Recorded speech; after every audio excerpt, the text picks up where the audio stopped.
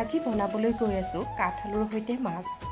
প্ৰথমতে মাছখিনি ভালদৰে ধুই লৈ নিমখ হালধি সানি তেলখিনি গৰম হোৱাত মাছখিনি অলপ ৰঙচুৱাকৈ ভাজি ল'লোঁ।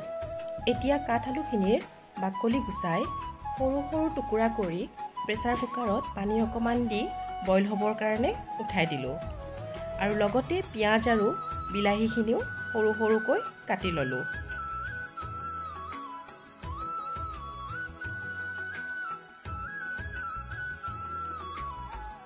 মাছ ভাজি ৰৈ যোৱা তেলখিনিতেই শুকান জলকীয়া, পাঁচফোৰণ, পিঁয়াজ, বিলাহী এইখিনি সকলোখিনি দি ভালদৰে ভাজি ল'লোঁ আৰু লগতে সিজাই থোৱা কাঠআলুখিনিও ইয়াতে দি অলপ টাইমৰ কাৰণে ভাজি ল'লোঁ।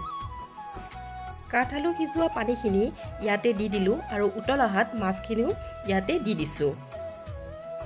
একেবাৰে শেষত আঞ্জাখন গাঢ় হোৱাত ধনিয়াখিনি কাটি লৈ আঞ্জাখনত দি দিছোঁ। এয়া পৰিৱেশনৰ কাৰণে ৰেডি হৈ গ'ল কাঠআলুৰ সৈতে মাছৰ আঞ্জা।